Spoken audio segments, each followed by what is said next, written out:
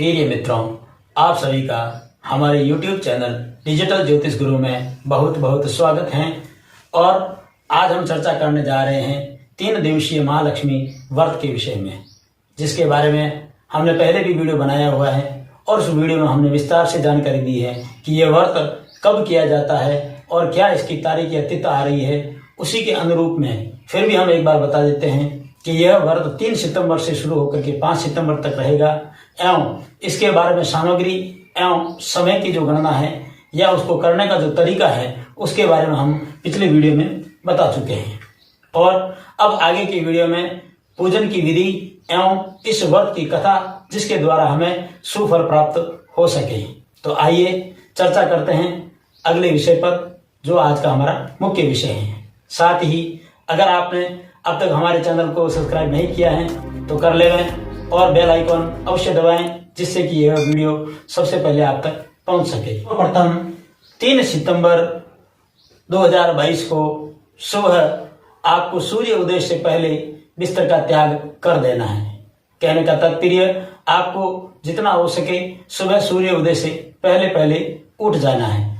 उसके बाद अपने नित्य कर्म से निर्वृत्त होने के बाद, शौच आदि स्नान आदि करने के बाद शुद्ध वस्त्रों का चयन करें एवं शुभ रंगों का चयन करें। नीले काले रंगों का चयन न करें।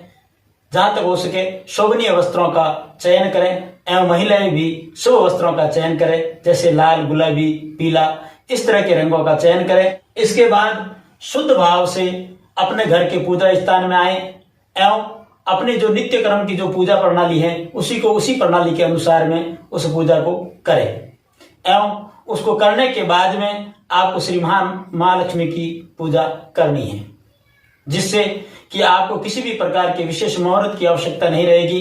क्योंकि जो आप नित्य प्रणाली में जो पूजा कर रहे हैं उसी के साथ में उसके पश्चात अगर आप पूजा को शुरू करेंगे तो आपको अलग से किसी भी प्रकार के मुहूर्त की आवश्यकता नहीं रहेगी। अन्यथा अगर उसके बाद में आप किसी भी प्रकार का पूजा का चयन करते हैं समय का, तो उसके अंदर आपको विशेष मुहूर्त का ध्यान रखना चाहिए। वह सभी सामग्री अपने पास ले लेवें, जिस सामग्री के बारे में हमने पहले भी बता रखा है और उसका जो लिंक है नीचे डिस्क्रिप्शन में दे रखी है। अगर आपको सामग्री के बारे में या अगर इस वीडियो को अच्छी तरह से समझना है तो पिछले वीडियो पे अवश्य जाएं, जिससे कि आपको सामग्री के बारे में संपूर्ण जानकारी हो सके। जो सामग्री वीडियो में बताई गई थी वह संपूर्ण सामग्री को आप अपने साथ में ले लेवें और आप चाहें तो उसे पहले से भी तैयार कर करके आपकी पूजा थाली में सुव्यवस्थित तरीके से आप रख सकते हैं। और यह पूजा आप योग्य ब्राह्मण से भी करवा सकते हैं, उनके यजमान बन करके।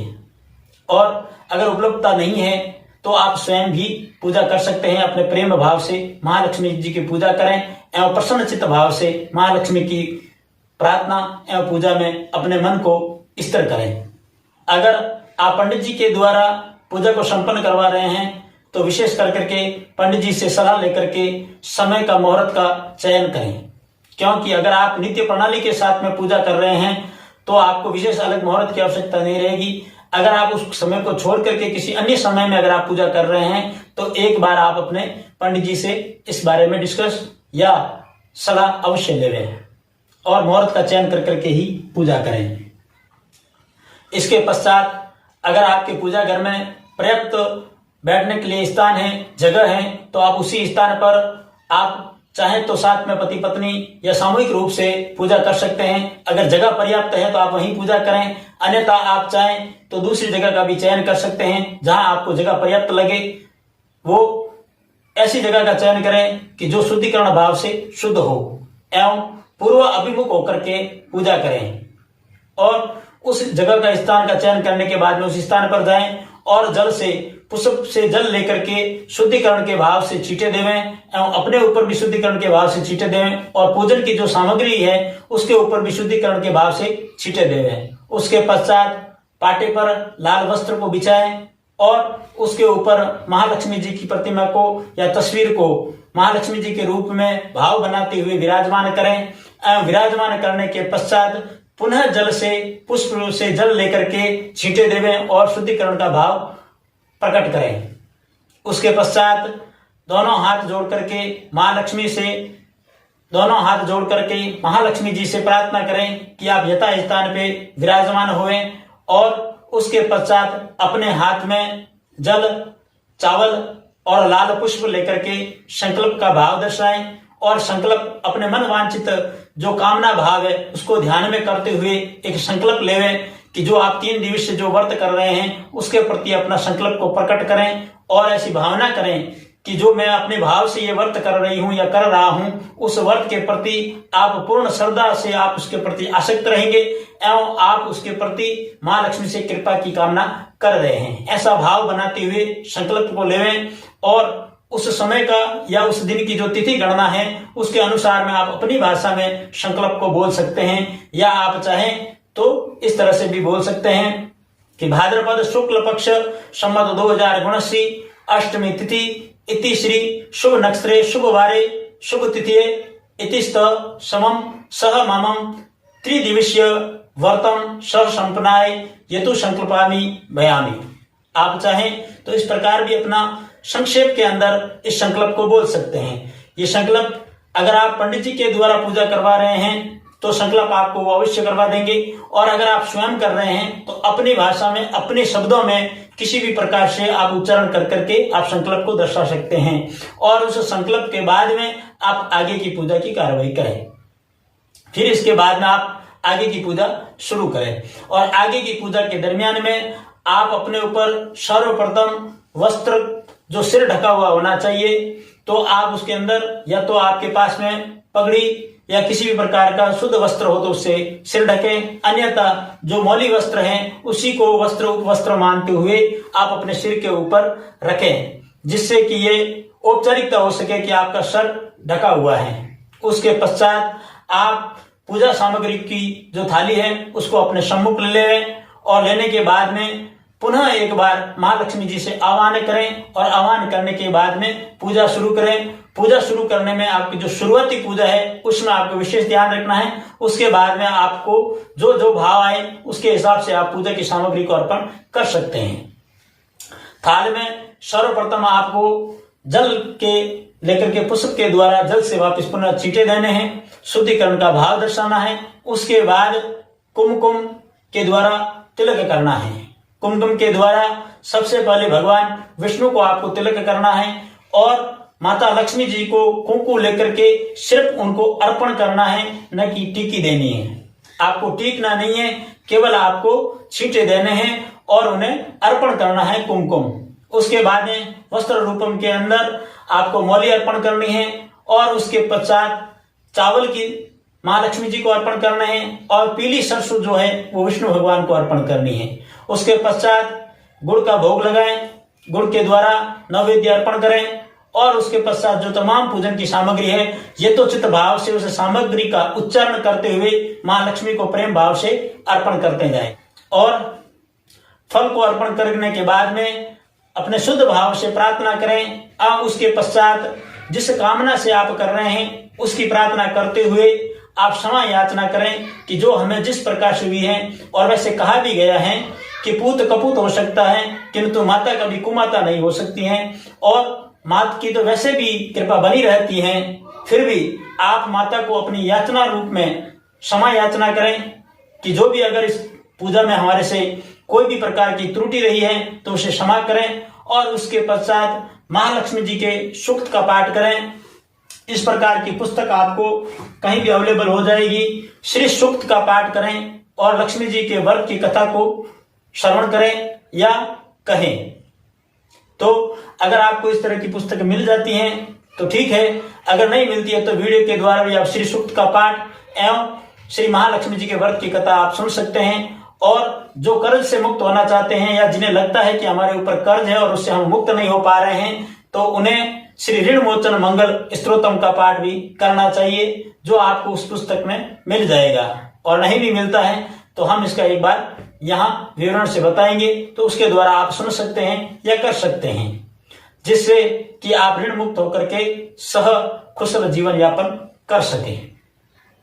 तो आइए, इसके बाद आपको कथा श्रवण करनी है या कथा को कहना है और कहने के बाद में आपको महालक्ष्मी जी को भोग लगाना है। जो भी आप प्रसाद मिष्ठान जो लाए हैं उस प्रसाद मिष्ठान से आपको महालक्ष्मी जी को भोग लगाना, जी की आरती करें और विष्णु भगवान जी की आरती कर करके आप जो भी प्रसाद है अपने परिवारजन में वगैरह में वितरण कर सकते हैं।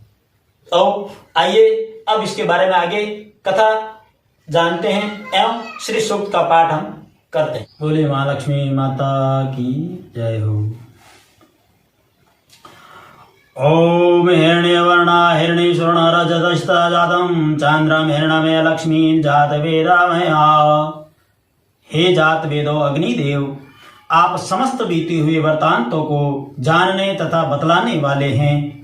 तपे हुए स्वर्ण के समान सदृश्य वर्ण वाली तथा किंचित हरित वर्ण वाली अथवा तेज स्वरूप हरणी रूप धारणी सोने चांदी की चमकदार माला धारण की हुई चंद्रमा की तरह सारे जगत को आनंदित करने वाली हिरण्य जैसे तेजोदीप्त शरीर धारण करने वाली ज्योत स्वरूपा ऐसे गुणों वाली लक्ष्मी को मेरे लिए आह्वान कीजिए।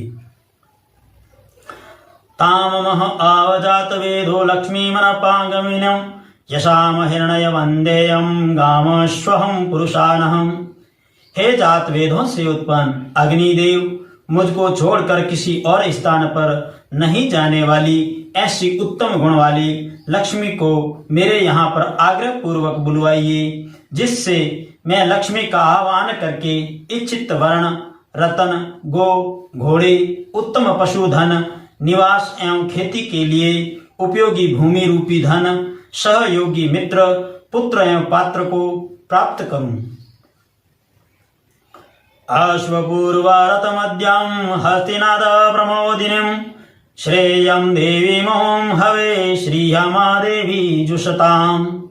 जिस देवी के रथ में सुंदर घोड़े जुते हुए हैं और घोड़े के पीछे रथ के बीच में आसन पर लक्ष्मी विराजमान हैं, हाथियों के नाद से संसार को आनंदित करने वाली देदीप्यमान एवं सभी प्राणियों को आश्रय देने वाली अथवा प्रकाशित करने वाली देवी का मैं आह्वान करता हूँ। वह लक्ष्मी मेरे घर में कृपा कर करके सदा निवास करें।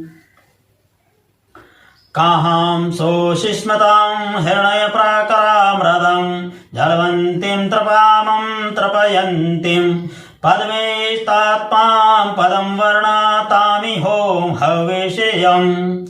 जिस लक्ष्मी का स्वरूप मन और वचन के द्वारा न जानने योग्य, जो नित्य मदहास्य युक्त हैं, जिनके चारों ओर सुवर्ण वह अनेक रत्नों की हार मालाओं से विशिष्ट है, भक्तों पर अकारण दया से आद्र हृदय वाली करुणा एवं स्नेह बरसाने वाली और तेज पुंज से दिदीप्यमान है, स्वयं परिपूर्ण होकर भक्तों को इच्छित फल देने वाली कमल पर विराजमान कमल के समान वर्ण वाली देवी लक्ष्मी का आह्वान करके मैं अपने समेत बुलाता हूँ या बुलाती हूँ।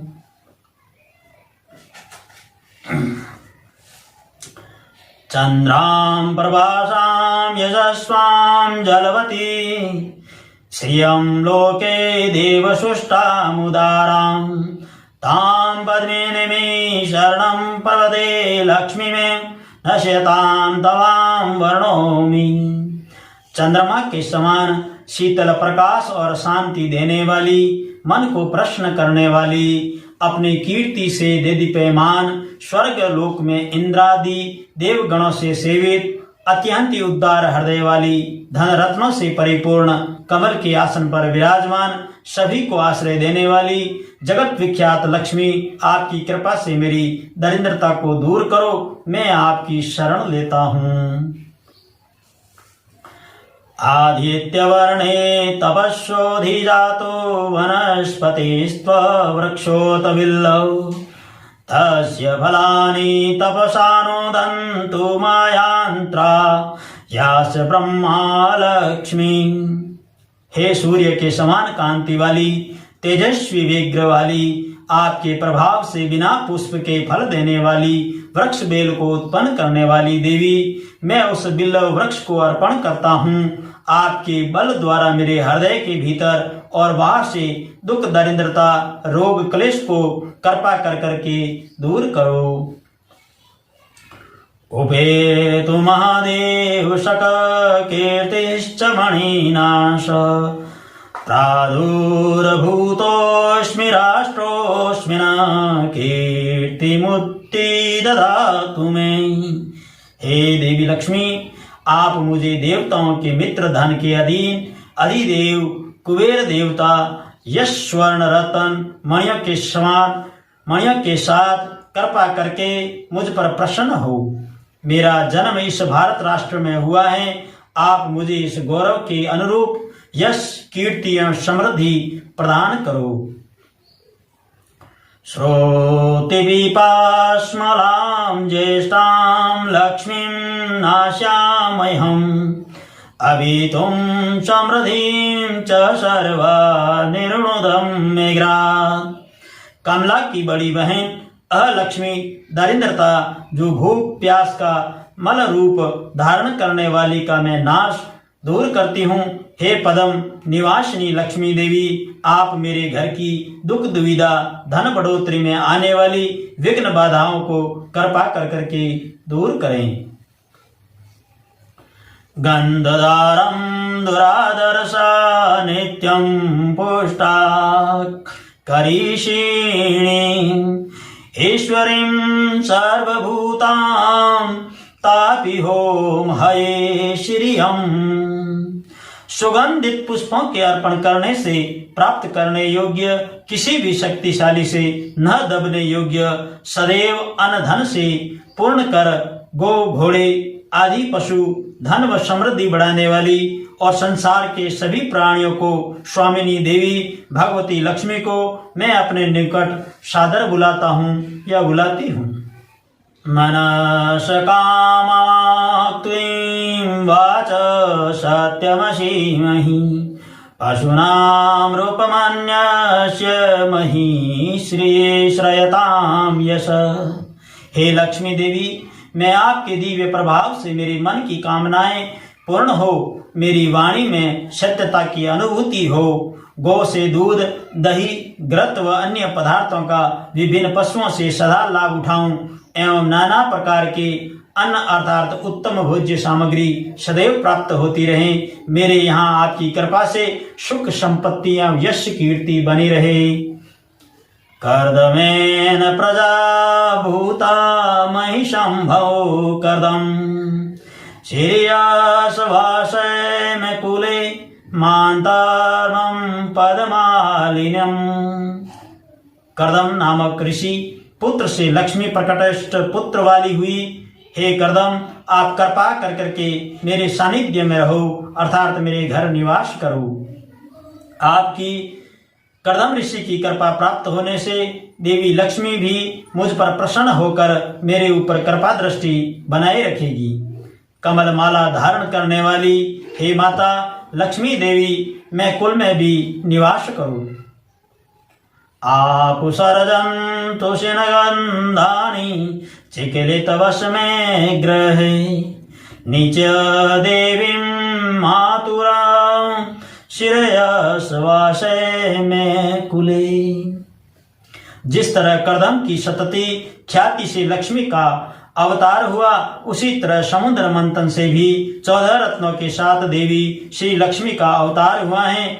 इसी अभिप्राय से कहा जाता है कि जल देवता शिननगद पदार्थों को उत्पन्न करें। पदार्थों में सुंदरता ही लक्ष्मी है। लक्ष्मी के 4 पुत्र हैं, आनंद, कर्दम, चिकलित और श्रोत। इनमें लक्ष्मी पुत्र चिकलित से प्रार्थना की गई है कि हे लक्ष्मी पुत्र चिकलित, आप मेरे घर में निवास करो और आपके साथ आपकी माता लक्ष्मी भी मेरी वंश परंपरा में सदैव निवास करती रहे। आद्रां पुष्करिणीं पुष्टिं पिंगलां पद्मं मालिनीं चंद्रां हिरण्मयं लक्ष्मीं जातवेदो महावः। हे जातवेदा अग्निदेव, आप तो तीनों काल के ज्ञाता हैं। आपसे विनम्र प्रार्थना है कि दिक्पालों के हाथियों के सूंडों से उठाए गए जल भरे कलशों से अभिषिक्त कमल आसन पर विराजमान आर्द्र शरीर वाली पुष्टिदायिनी पद्म माला से अलंकृत स्वर्णमयी और रक्त पीत वर्ण वाली चंद्रमा के समान शीतल संसार को प्रकाश देने वाली कांतिमय स्वरूपा लक्ष्मी को मेरे घर बुलाओ। आद्राम्यकर्णं यष्टि सुवर्ण हेममालिनं सूर्याहिर्णमयं लक्ष्मीजात वेदो महम्। हे अग्निदेव, सदैव रक्षा करने वाली, करुणामय, अकारण दया बरसाने वाली, दुष्टों को दंड देने वाली, संसार को चलाने वाली, स्वर्ण युक्त हेममाला धारण करने वाली, सभी प्राणियों का पालन पोषण करने वाली, सूर्य के समान छविशालिनी हिरण्मयी उस लक्ष्मी को आप मेरे घर में बुलाओ। तामम् आवजात वेदो लक्ष्मी मनापगमिनीं यशयाम हिरण्यं पर्वभूतं गावो तास्योश्वानं वेदयं पुरुषानम्। हे जात वेदा अग्निदेव, आप मेरी प्रार्थना को स्वीकार कीजिए कि देवी लक्ष्मी मेरे घर पर सुस्थिर रहे, हमें छोड़कर अन्यत्र नहीं जाए। वह लक्ष्मी मुझे दीजिए जिसके शुभ आगमन पर उनकी कृपा से मैं सोना, गाय, घोड़े, धन धान्य, दास दासी, बंधु बांधव, पुत्र पौत्र, सुख ऐश्वर्य, यश को प्राप्त कर सकूं। यह सूचि परयतो भूत्वा जुयाजय मनवहम् शोक्तं पंचदरस च सिरिकां सततं तपेत्। जो मनुष्य लक्ष्मी व धन धान्य की कामना करता हो वह पवित्र भाव से अपने मन और इंद्रियों पर नियंत्रण रखकर एकाग्रचित होकर नित्य अग्निदेव को संबोधित करते हुए हवन कुंड में श्री सूक्त के मंत्र की गो के ग्रत द्वारा आहुति देवें और नित्य श्री सूक्त की 15 रचनाओं का पाठ या जप करते रहने से मनोकामना पूर्ण होती हैं। इति श्री सूक्तम संपूर्णम। कर्ज मुक्ति हेतु ऋण मोचन मंगल स्तोत्रम पाठ। श्री मंगलाय नमः। मंगलो भूमिपुत्र शरणहर्ता धनप्रद स्त्रासनो महाकाय सर्वकर्मा अवरोध। मंगल भूमि पुत्र ऋण चुकाने वाला, धन देने वाला, स्थिर आसन वाला, विशाल काय सभी कर्मों को अवरोधक हैं। लोहितो लोहितांगश्च सामगानां कृपाकर धरात्मज कूजो भौमो भूतिदो भूमि नंदन। लाल रंग वाला, लाल अंग वाला, शाम गायन करने वालों पर कृपा करने वाला, पृथ्वी पुत्र भूमि वाला, ऐश्वर्यदायक, भूमि को आनंद करने वाला होता है। अंगारको यमश्चैव सर्वरोगापहारक पृष्ठे कर्ता पर्ता च सर्वकाम फलप्रद। अंगारक जाजलय वामान, यम सभी रोगों को नष्ट करने वाला, वृष्टिकर्ता, वृष्टिहर्ता, समस्त कामनाओं की पूर्ण फल देने वाला है। एतानि कुंज नमामि नित्य यशरदाय पटे ऋणं न जायते तस्यं धनं शीघ्रं प्राप्नुयात्। जो साधक मंगल की इन 21 नामों को श्रद्धा से पढ़ता है वह ऋण से मुक्त होकर के शीघ्र धन धान्य से युक्त हो जाता है। धरणी गर्भ संभूतं विदोत कांति समप्रभं कुमारं शक्तिहस्तं च मंगलम प्रणयमहम्। पृथ्वी के गर्भ से उत्पन्न विद्युत की कांति के समान चमकने वाले शक्ति युक्त जिनके हाथ हैं ऐसे कुमार मंगल देव को मैं प्रणाम करता हूँ। स्तोत्रम् अंगारकस्य ततः पठिनयं सदा नरवि न तेषां भोंजा पीडा सवलभापि भवति किंचित्। मंगल ग्रह से पीड़ित जातकों को नित्य मंगल स्तोत्र का पाठ करने से जातक का कष्ट दूर होकर शांति मिलने लगती है। अंगारक महाभाग भगवन् भक्तवत्सल्य तवाम नमामि मम शेष मरणमाशु विनाशाय। हे अंगारक, हे महाभाग, हे भगवान, हे भक्तवत्सल्य, मुझे समस्त ऋणों से शीघ्र ही मुक्त कर दो। हे देव, मैं आपको नमस्कार करता हूँ। रण रोगादि दारिन्द्र्य यह चान विहाप प्रतमृत्यु भय कलेश मन स्तापा नश्यन्तु मम सर्वदा। ऋण रोग दरिद्रता के साथ अन्य अपमृत्यु भय कलेश मन स्ताप आदि मेरे सदा के लिए नष्ट हो जाए। अतीव क्रदुराधये भोग मुक्ति जातत्मना तुष्टो ददासि साम्राज्यं रुष्टो हर्षि तत्क्षणा।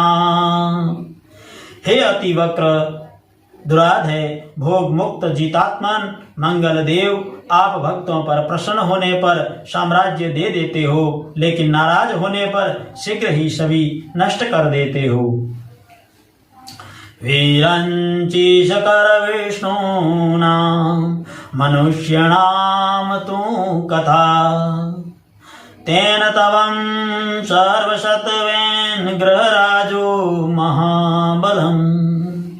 हे देव मंगल, आप नाराज होने पर ब्रह्मा, इंद्र और विष्णु के साम्राज्य को भी नष्ट कर सकते हो, तो मनुष्य का तो कुछ भी नहीं कर सकते। इसलिए आप सबसे महान बली एवं शक्तिशाली ग्रहराज हो।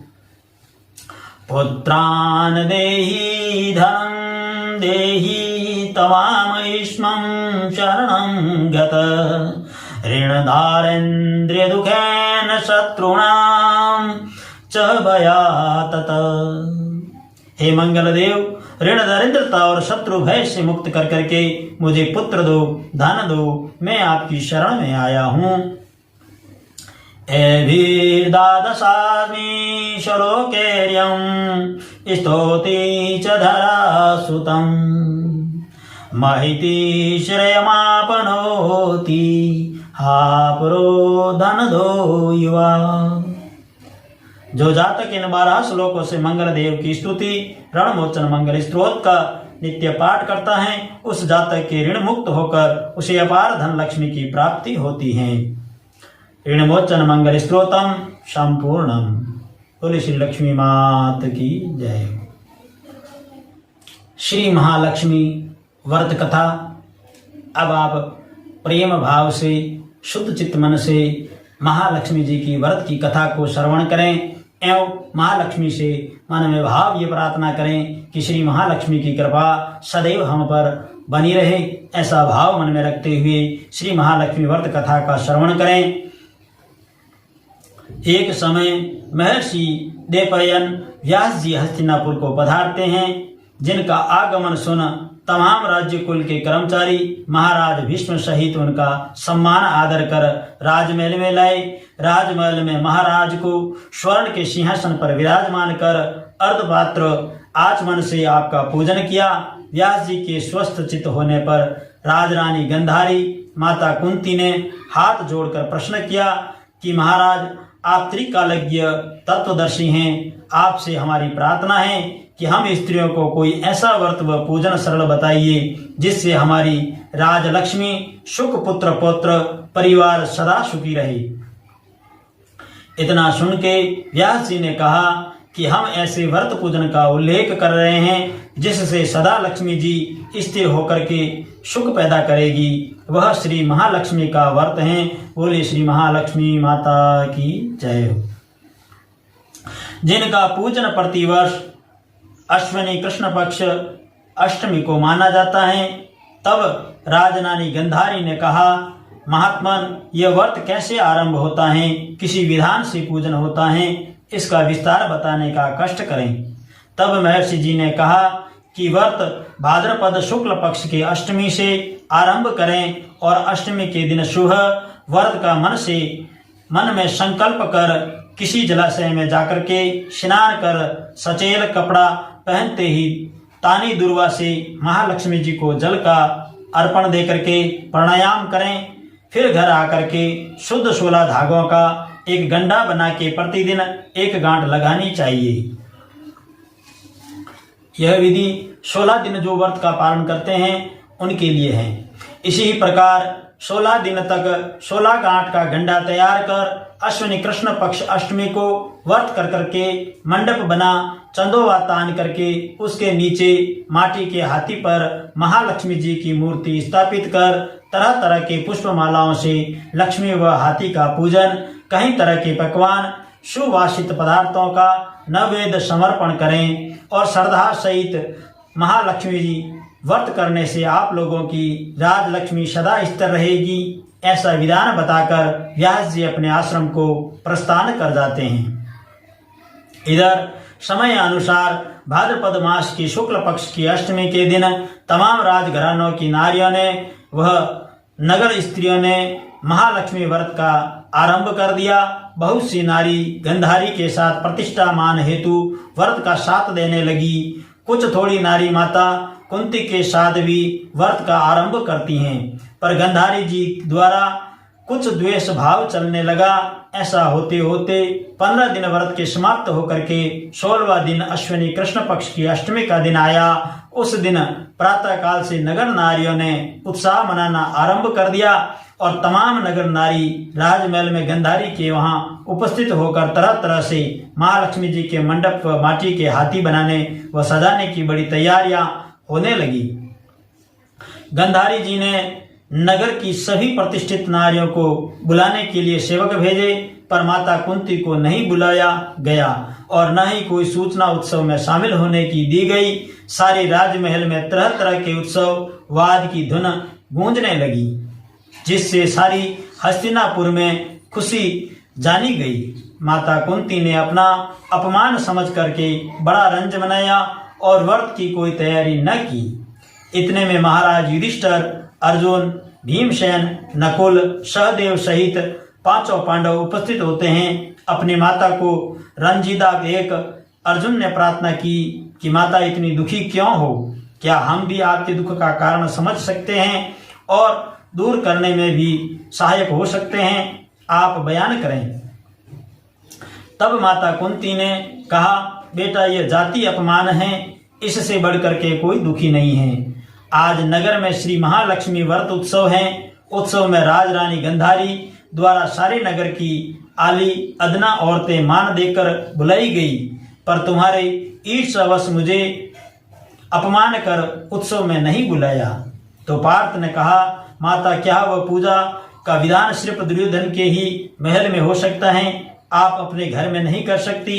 तब कुंती ने कहा, बेटा कर सकती हूँ, पर वह साज सामान इतनी जल्दी तैयार नहीं हो सकता, क्योंकि गंधारी के 100 पुत्रों ने माटी का विशाल हाथी तैयार करके पूजन का साज सजाया है। वह ऐसा बेटा तुमसे न बन सकेगा और उनकी तैयारी उत्सव की आज दिन भर से हो रही है। पार्थ ने कहा, माता आप पूजन की तैयारी कर नगर में बुलावा फिरावे। मैं आपके लिए ऐसा हाथी पूजन को बुला रहा हूँ जो आज तक हस्तिनापुर वासियों ने न ही देखा है न पूजन किया है। मैं आज ही इंद्रलोक से इंद्र का हाथी ऐरावत जो पूजनीय है उसे बुलाकर आपकी पूजा में शामिल कर दूंगा, आप अपनी तैयारी करें। इधर माता कुंती ने सारी नगर में पूजा का ढिंडोरा पिटवा दिया और पूजा की विशाल तैयारी होने लगी। तब अर्जुन ने शूरपति को ऐरावत भेजने का पत्र लिख और एक दिव्य बाण में बांधकर धनुष पर रख करके देवलोक इंद्र की सभा में फेंका। इंद्र ने बाण से वह पत्र खोला और पढ़ा तो आश्चर्य से अर्जुन को लिखा कि पांडु कुमार ऐरावत भेज दूंगा, पर वह इतनी जल्दी स्वर्ग से कैसे उतर सकता है? तुम इसका उत्तर शीघ्र ही लिखो। पत्र पाकर अर्जुन ने पत्र में बाण को रास्ता बना के हाथी उतारने की प्रार्थना लिख पत्र वापस कर दिया। इंद्र ने मातिल सारथी को आज्ञा दी कि हाथी को पूर्ण सजा करके हस्तिनापुर में उतारने को तत्काल ही कहा। महावत ने तरह तरह के साज सामान से ऐरावत को सजाया देवलोक की अमर झूल डाली गई, स्वर्ण की पाल की रतन जड़ित कलशों में बांधी गई, माथे पर रतन जड़ित जाली सजाई गई, पैरों में घुंघरू स्वर्ण मणियों की बांधी गई, जिनकी चकाचौंध पर मानव जाति की आंखें नहीं ठहर सकती थी। इधर सारे नगर में हल्ला मचा कि कुंती माता के घर सहजीव इंद्र का ऐरावत बाणों के रास्ते पर स्वर्ग से उतार कर पूजा जाएगा। सारे नगर के नर नारी बालक वृद्ध भी भीड़ ऐरावत को देखने को एकत्रित होने लगी। गांधारी के राजमहल में भी इस बात की चर्चा की बड़ी चहल पहल मच गई। नगर की नारी पूजन थाली लेकर के भागने लगी और माता कुंती के महल में उपस्थित होने लगी। देखते ही देखते सारा महल पूजा करने वाली नारियों से ठसाठस भर गया। सारे नगर वासियों की ऐरावत के दर्शनों को लेकर गली सड़क अटारियों पर भीड़ जमा होने लगी। माता कुंती ने ऐरावत खड़ा करने हेतु रंग बिरंगे चौक को पुरवाकर नवीन रेशमी वस्त्र बिछवा दिया। हस्तिनापुरवासी तरह तरह की स्वागत तैयारी में फूल माला अबीर केसर हाथों में लेकर पंक्तिबद्ध खड़े थे।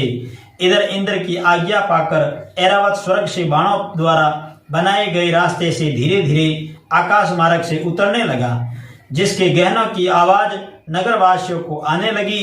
ऐरावत के दर्शन होते ही नर नारियों ने जय जयकार के नारे लगाना आरंभ किया। ठीक सायकाल में ऐरावत माता कुंती के महल के चौक में उतर आया।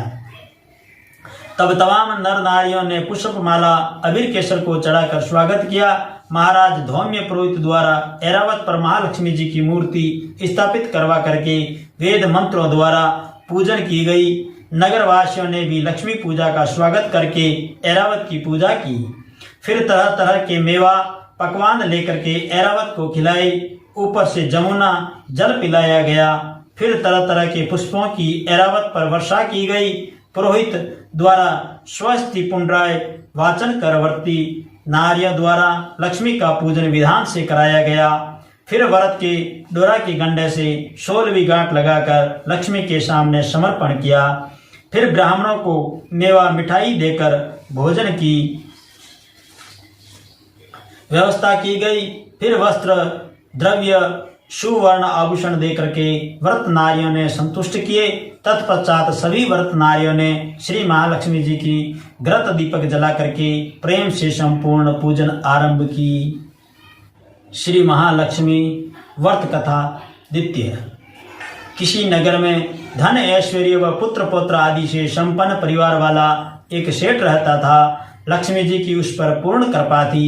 धीरे धीरे सेठ की धार्मिक आस्था कम हो गई और लोभ की मात्रा बढ़ने लगी। एक दिन स्वयं लक्ष्मी ने स्वप्न में सेठ को दर्शन देते हुए कहा, अब तक मेरी तेरे ऊपर पूर्ण कृपा रही, परंतु अब मैं तेरे यहाँ से जाना चाहती हूँ, इसलिए जो तेरे को मांगने की इच्छा हो वह मांग ले।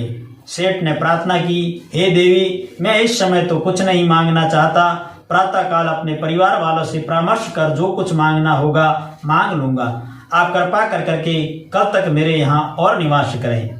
लक्ष्मी जी ने उसकी प्रार्थना स्वीकार की। निधान प्रातः काल होते ही सेठ ने अपने समस्त परिवार को एकत्रित कर स्वप्न का सब हाल कहस कर सुनाया। उन्होंने अपनी अपनी बुद्धि अनुसार वर मांगने को कहा। किसी ने हीरे जवाहरात, किसी ने भवन आदि मांगने की सलाह दी, परंतु सेठ के छोटे बेटे की बहू अत्यंत ही चतुर थी।